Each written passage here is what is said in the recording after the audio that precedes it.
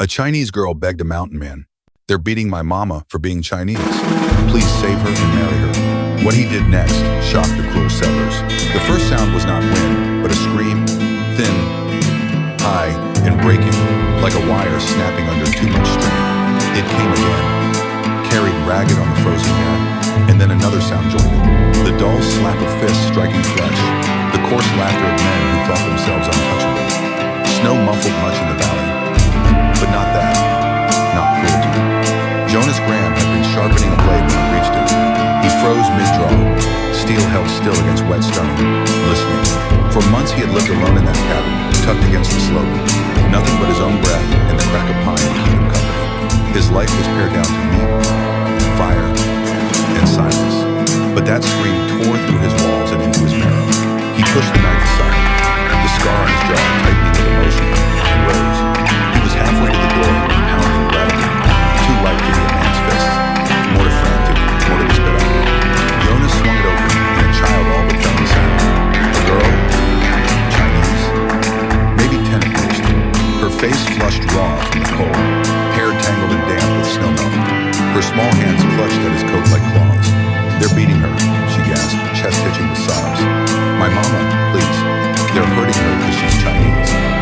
Her words caught on her own fear, then came tumbling in a rush. "You gotta save her. You gotta marry her." So they stopped. "Please." For a long beat, Jonas only looked at her. His eyes were dark, unreadable beneath the heavy brow. The face of a man long used to quiet, not please. But the girl's grip would not let him retreat into silence. He could feel the tremor of her hands, the damp of her tears soaking his shirt. And when she raised her face to him, eyes wide, shining with both terror and stubborn hope, it cut through something calcified inside him. He did not speak. He only reached for his rifle. The girl stumbled after him as he stepped into the storm. The snow stung, driven sideways by the wind, sharp as needles against skin. Jonas pulled his coat tighter, shifted the rifle in his hands, and followed the child's small figure as she led him down through the timber. Their breath showed white in the dark, their boots breaking crusted ice with every step. The closer they drew to the settlement's edge, the clearer the sounds became. Shouts, jeers, the slap of hands striking, boots kicking, then her voice, softer, choked, but defiant all the same. A woman's voice. Jonas felt the muscles in his back knot. They reached the clearing near the shack. The girl darted to the side, crouching behind stacked wood, whispering, "There, there." Jonas kept moving, slow and deliberate. 6 men stood, ringed around a slight figure. A woman in threadbare clothes, hair dark as raven's wing, though streaked with snow, cheeks bruised, already purple. She staggered, but stood, clutching her arms around herself as if to hold her ribs together. Each time she tried to straighten, another shove knocked her sideways. Laughter cut the night open. Jonas stepped from shadow into lantern light. His boots sank deep into the snow. His presence stopped the nearest man louder. Heads turned. Well, well, one spat. The hermits come down. This ain't your business, man. Go back to your hole. Jonas said nothing. He only let the rifle rest easy in his grip, barrel angled low but steady. His silence carried more weight than shouting. The woman's eyes lifted toward him, unfocused from swelling, but sharp with disbelief. "Look at him." Another sneer. "Maybe he wants her too. Don't reckon he's touched a woman in years." The laughter returned sharply. One man shoved the woman forward, so she sprawled in the snow. She coughed, spitting blood onto white drift. The girl whimpered from behind the woodpile. Jonas moved then, swift, not with words, but with the butt of his rifle, swung hard into the jaw of the closest boot. The crack of bones snapped through the air. The man fell like a tree. Shouts erupted. They came at him. 2 rushed together. Jonas swung again, rifle stock smashing ribs. He pivoted, drove his shoulder into another's chest, sending him sprawling. Fists landed against his back, one catching his temple. He grunted, staggered, but his grip did not falter. The woman scrambled away on hands and knees, the girl darting to her side. Snow churned beneath boots, lanterns swinging wild light across faces twisted with rage. Jonas's fist drove into a throat. Another man doubled, choking. One rushed with a knife, slashing wide. Jonas caught his wrist, twisted until the blade dropped, then slammed the man's head into the post of the shack. The fight was ugly, close, breath steaming in the frozen dark. Jonas bled from a cut at his brow, one eye already swelling. Still, he stood, immovable, the storm howling around him like a second ally. When When at last the last man staggered back, clutching a broken nose, the others pulled him away, spitting curses. "This ain't over," one shouted, voice raw with rage and humiliation. "You'll regret crossing us, Graham. That yellow won't save you." They dragged their injured into the dark, boots crunching until only silence and storm remained. Jonas turned, chest heaving. The girl clung to her mother, whispering, "Mama, Mama." The woman tried to rise, swayed. Jonas stepped forward, bent, and without ceremony lifted her into his arms. She was lighter than she should have been. Her breath hitched against his shoulder, warm even through blood and frost. She did not resist. The girl followed close, lantern bobbing in her hand, casting trembling circles of light on the snow. Together they left the shack, the night swallowing behind them, the stench of smoke and cruelty. Jonas's boots pressed a new trail into the drifts, leading up away toward the mountains where his cabin lay. For a time, only the crunch of snow and the girl's quick breaths filled the night. Jonas did not look down at the woman in his arms. Not yet, but he felt the flutter of her pulse against his neck, heard the soft murmur in a language he did not know. He tightened his hold. The girl stumbled once, lantern nearly falling. Jonas paused, shifted the woman's weight with care, and reached to steady the child. Her small hand clutched his scarred one for a moment before letting go. They pressed on. When at last the cabin's outline loomed through snow, the girl gave a small cry of relief. Jonas pushed the door wide, warmth spilling from the back files. He laid the woman gently on the bedstead, coarse blankets pulled over her. The girl dropped the lantern and climbed beside her, stroking her face. Jonas stood a long moment, rifle still in his hand, his own blood dripping onto the floorboards. His silence held heavy as the mountains themselves. He turned then to bar the door, each iron bolt sliding into place with finality. Behind him, the woman whispered in halting English, voice breaking yet firm, "Why help?" Jonas did not answer. He only met her gaze for the first time, seeing not weakness, but a fire banked deep, flickering through pain. And in that look, a promise unspoken settled heavy between them. The girl, eyes wide, whispered once more into the hush, "You'll marry her now, won't you?"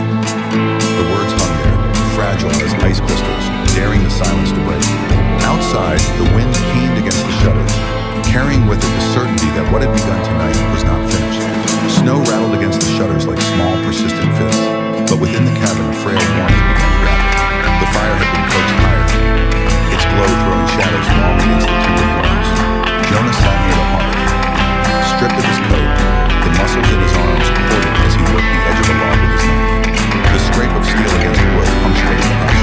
Behind him on the narrow bed, the woman lay half raised, her child curled at her side. The girl had fallen into a fitful sleep, breath hitching now and again with leftover sobs. Her small fingers clutched at her mother's sleeve as though afraid she might vanish if let go.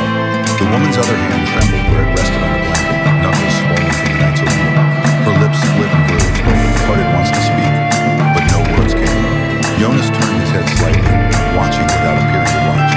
He saw the shallow rise and fall of her chest. The way her eyes stayed open, though exhaustion dragged at her, he recognized that kind of vigilance. He lived it after fever to his own wife. Nights spent awake because sleep felt like surrender.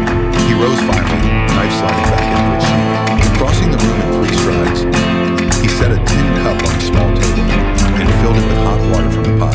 He crushed dried herbs between his fingers, letting them fall into the steaming liquid, their scent sharp and earthy.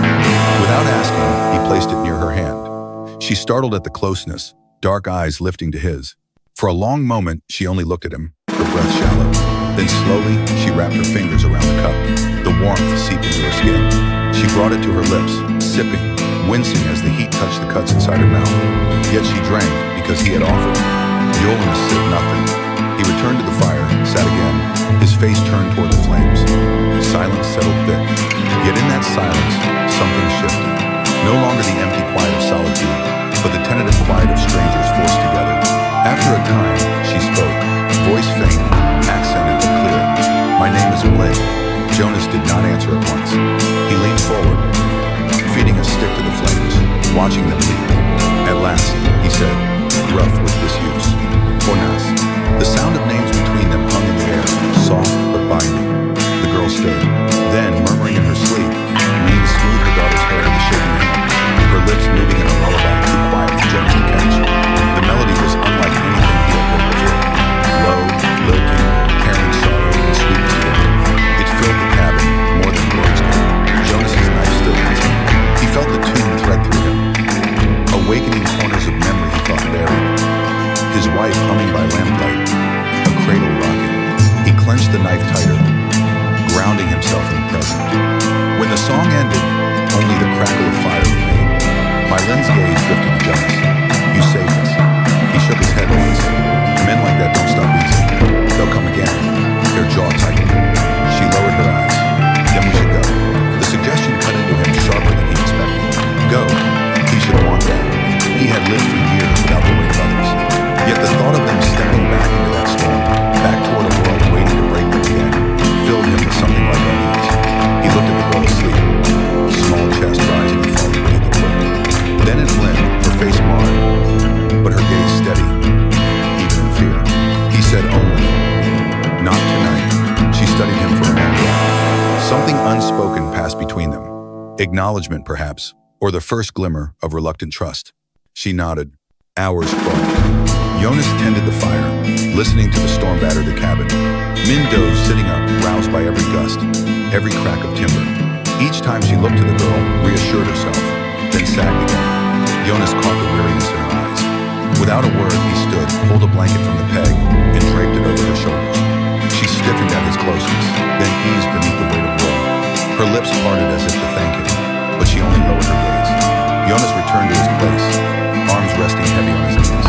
He stared at the fire until his vision blurred. It had been years since another's breath filled this space. The cabin felt changed already, as though the walls themselves leaned in to listen. Morning brought a gray light, filtering weak through frost-glazed panes. The storm had settled into steady snowfall, quiet as ash. The girl woke first, rubbing her eyes, cheeks still blotched from crying. She looked at Jonas with the open curiosity of children, unsoftened by manners. You're big, she said. Jonas lifted a brow, but said nothing. He ladled porridge into 3 bowls. Min tried to rise and faltered, pain flaring her ribs. Jonas was beside her instantly, one hand steadying her elbow. She stiffened at his touch, pride flashing in her eyes, but she let him help her sit. The girl accepted her bowl eagerly, blowing steam from its surface. They ate in silence, the sound of spoons scraping tin the only measure of time. Min's gaze flicked now and again toward Jonas, studying the lines of his face, the scar of his jaw. He felt it, though he did not look up. When the meal was done, Jonas pulled a little small shoe from beside the hearth. Its sole was worn through, leather flapping loose. Without comment, he set about repairing it with needle and twine. The girl leaned close, watching his large hands move with surprising care. You fix it good, she asked. He grunted. It'll hold. She grinned, gap-toed, then pressed against her mother's side. Min's eyes softened, but a shadow lingered there too. She knew what Jonas had said last night was true. Men like those would not forgive humiliation. Their safety was temporary. Later that day, a knock rattled the cabin. Jonas's hand went instantly to his rifle. He opened the door. A crack. A trapper stood there, beard crusted with ice, eyes wary. Words out, the man said. Those fellas you tangled with are stirring trouble. Talk of coming back, maybe burning you out. His gaze slid past Jonas, landing on the woman and child inside. Something unreadable flickered across his face. Part pity, part warning. Best be ready. Jonas nodded once. Shut the door. The bolts slid home heavy. Min had risen to her feet despite her pain. They will come, she said quietly. Jonas set the rifle against the wall, voice even. Let them. Her eyes searched his as if trying to read what lay beneath the stillness. What she saw made her draw a slow breath, steadier than before. That night, as snow deepened outside, Lynn hummed her lullaby again. Jonas sat near, eyes closed, letting the sound bleed through the fire's crackles. He did not join, but he did not turn away. When the song faded, she looked toward him. In the dim glow, their faces were lined with fatigue, but also with something that had not been there before. The first fragile thread of belonging. The girl slept, the cabin quiet. Min adjusted the blanket over her daughter, then whispered, You should not risk for us. Why do you? Jonas lifted his gaze to her, steady, unreadable. He did not answer, but the firelight caught the scar at his jaw. The lines of loneliness etched deep. His silence itself was an answer. One Min felt rather than heard. The wind pressed harder at the walls, carrying with it the echo of distant voices. The memory of fists striking. Safety was an illusion, fragile as glass. And yet, for this night, the cabin held. Maylin's fingers lingered against the blanket, her eyes open across the fire. She thought of her daughter's plea, marry her, please, and felt the weight of it settle like a stone in her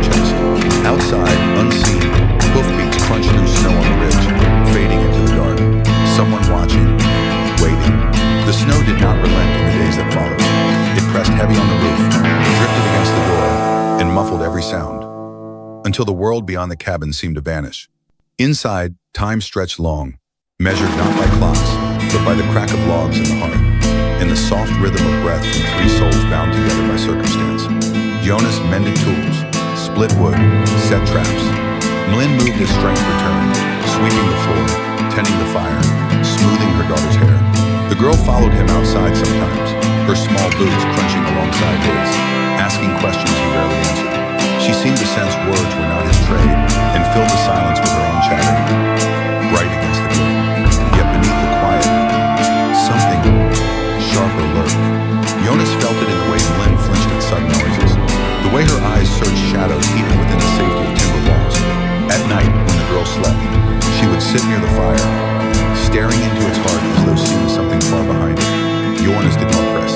But one evening, as the storm eased into a gentler fall, and the air in the cabin held a hushed waiting, she spoke. I was 16 when I left Guangdong. Her voice was low, steady, though threaded with an old age. My family sold what little we had to send me and my husband here. America promised gold, promised a better life. We believed. She drew a breath, her gaze fixed on the flames. He worked the railroad, long days, dangerous tunnels, little pay. Then the mountain took him. She pressed her hand to her chest as if to hold in the memory of caving. They left his body buried under stone. No priest, no grave, no silence.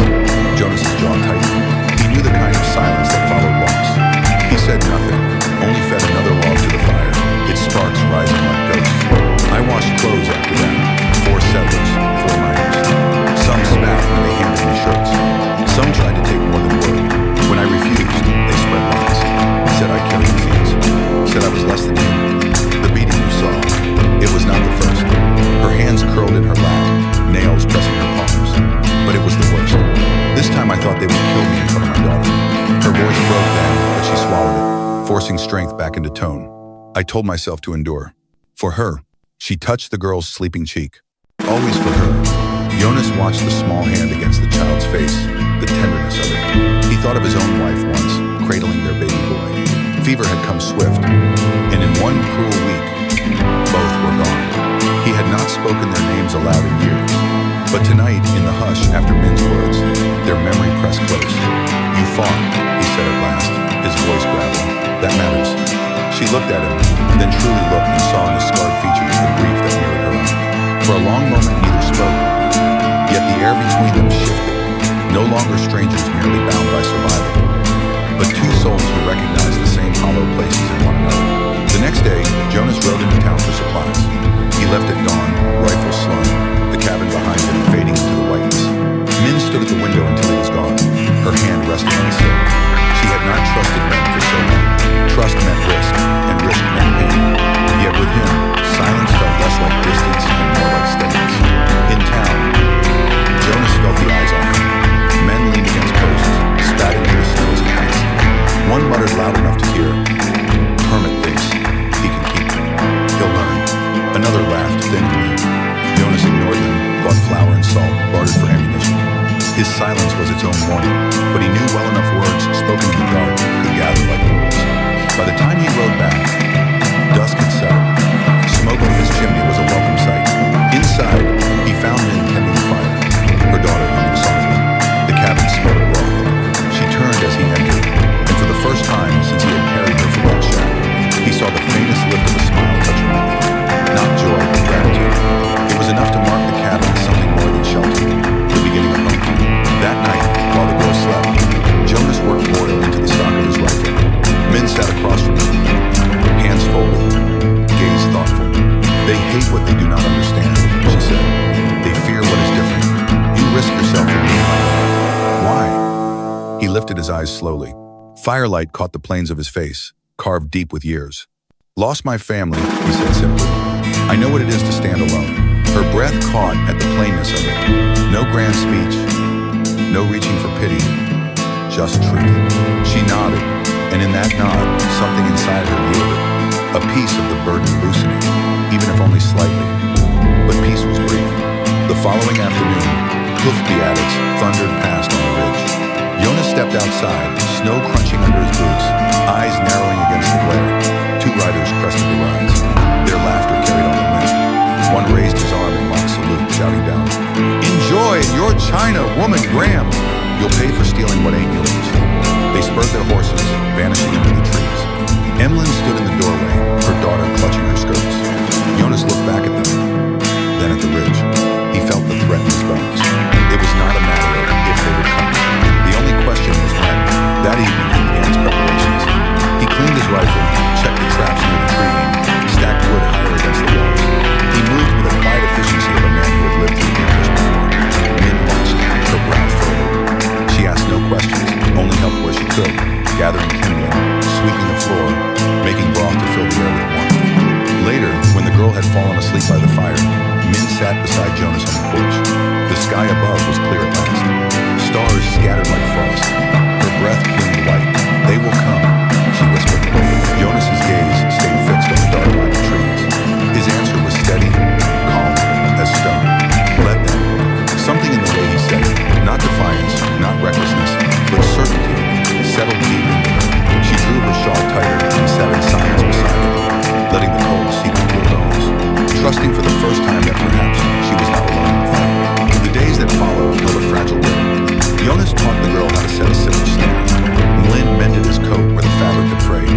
Small things, gestures that spoke louder than words. But each night, Jonas kept his rifle within arm's reach. And each night, Min lay awake longer than she should, ears straining for hoof tats. One morning, as the girl gathered snow into a pan to melt for water, a shadow crossed the window. Jonas was outside before the knock landed. The trapper from before stood there again, face lined with worry. They're gathering, he said bluntly. Heard em in town. Talk of marching up here. Some want fire. Some want blood. I'd say you've got a day. Maybe two. His eyes shifted past Jonas to Len standing within. Best be ready. Jonas gave a single nod. The trapper tipped his hat and rode off, his words hanging heavy in the winter air. Inside, Jonas began moving with purpose. He secured shutters, checked the axes, laid extra powder on the table. Min watched, her heart hammered. The girl sensed it too, her chatter quieting, her eyes darting between them. That night, the lullaby Min hummed trembled on her lips.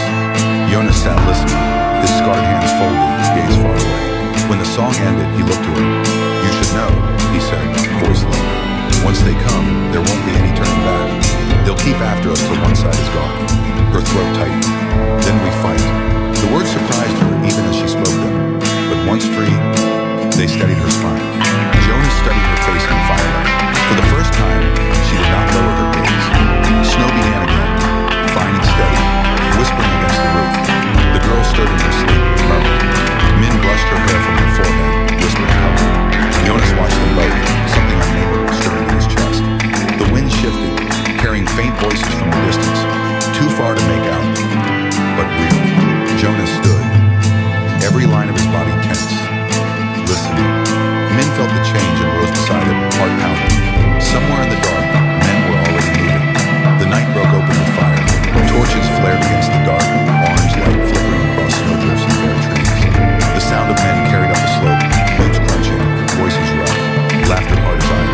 The cabin, small against the mountain's weight, seemed to shrink in their glow. Inside, Jonas rose from his chair, rifle in hand, face set in stone. Min froze, her daughter pressed to her skirts, eyes wide with terror. Jonas looked at them once. The girl's fingers clutched at her mother's side. Lynn's hand trembling as it covered him. He did not speak. He only moved to the door and pulled the bolts loose, every sound sharp in the tense silence. He stepped outside into the storm. Snow whipped across the clearing, carried by a wind that cut like knives. Jonas stood tall, rifle steady, the firelight from the torches painting his broad shoulders. The settlers fanned out, a dozen men with guns, axes, and faces twisted by drink and hate. Graham, one called the leader, his hat pulled low, beard ragged with frost. You've gone soft, Heidi. A China woman in your bed. Best hand her over, for we burn you out. Jonas said nothing. His silence was its own kind of weapon, heavier than any curse. The men shifted, uneasy at his stillness. Then laughter burst, cruel and jeering. She ain't worth dying for. Another spat. She ain't worth breath at all. Inside the doorway, Millen appeared. She had pulled her shawl close, face bruised, but eyes all light with a quiet fire. She stood tall despite the tremor in her limbs. Behind her, the girl peered out, small and silent. The leader sneered, raising his torch higher. See, she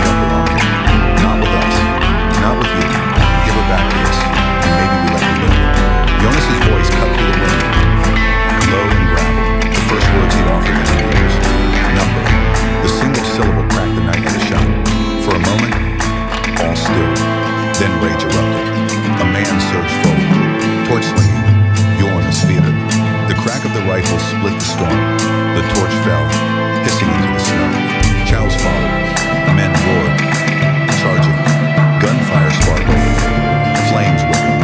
Jonas dropped his rifle, swinging the butt into one man's jaw, then pivoted to slam his shoulder into another. Snow churned under boots, blood-speckled white drifts.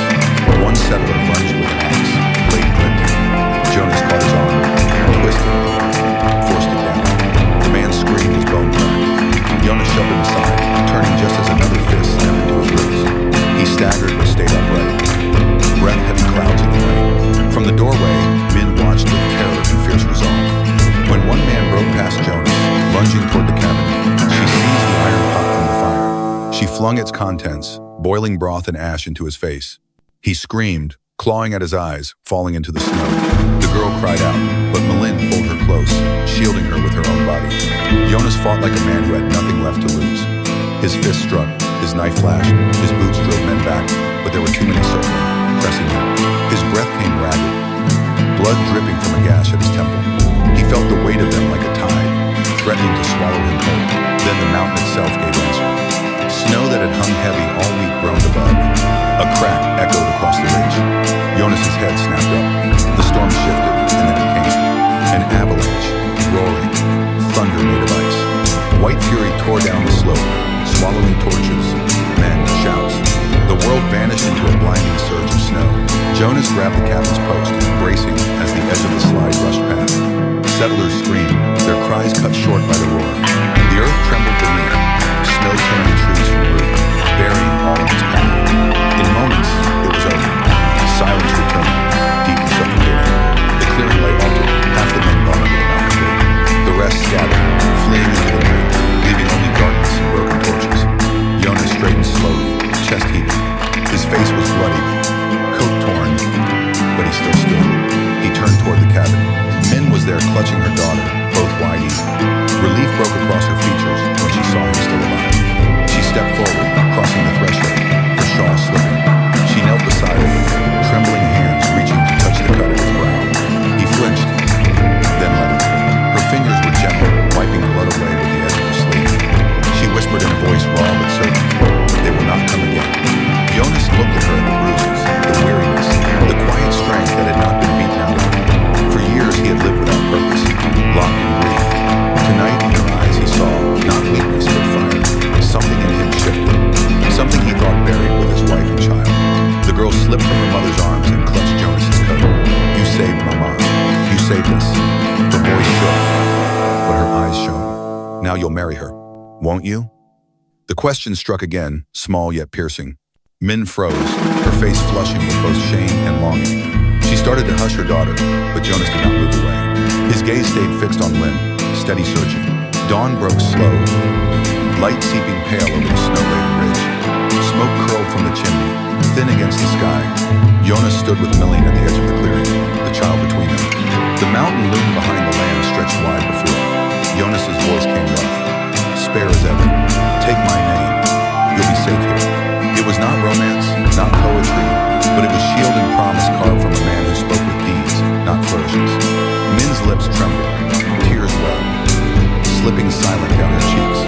She nodded once, sharp, as though afraid the moment might break if she lingered. The girl pressed her hands together, smiling through exhaustion. Jonas placed his broad hand gently over Min's. His scarred fingers dwarfed hers, but the weight was not heavy. It was steady. She did not pull away. Above them, the sun broke through cloud, gilding the snow with light. The air was still sharp, the world still cool. But within that clearing, something had changed. The cabin was no longer a hermit's refuge. It was a home, hard one, fragile, but real. The mountain had taken lives before. Tonight, it had given something back. Jonas looked at Malin and the child, his voice low, caring only enough for them. "They'll find no victim.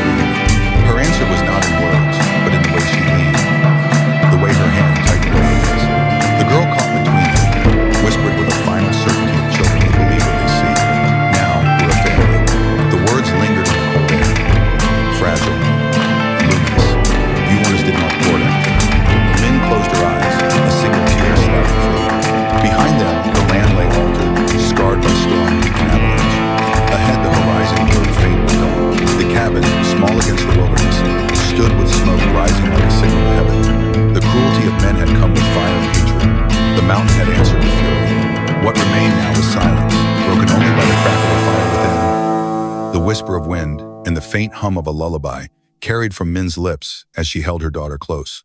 Jonas stood beside them, shoulders square, rifle still within reach, but lowered now. For the first time in years, he felt the weight on his chest ease, replaced not by joy, not yet, but by something steady belonging. The girl's words echoed in the quiet. Now we're a family. Snowflakes drifted soft around them, falling into hair, onto lashes, melting against warm skin. The world was still cruel, still vast and dangerous. But here, in this cabin, on this mountain, they had carved out a space that cruelty could not claim. And though dawn lit the land pale and uncertain, within Jonas's chest burned a fire that would not easily go out. Cruelty came to the mountains that night, and it was answered not by speeches, but by the steady resolve of a man who refused to look away. A bruised woman, a frightened child, and a hermit who thought himself finished with life. All found a new beginning in the firelight of that cabin. And maybe that's the truth we forget too easily. Sometimes family isn't given. It's forged in snow and struggle when someone chooses to stand. If this story stirred something in you, don't let it fade. There's another tale waiting. One even more heartbreaking, more breathtaking, more unforgettable than this. Click on the story glowing on your screen, and let me take you deeper into the Wild West, where love and survival walk hand in hand. I'll see you there, partner.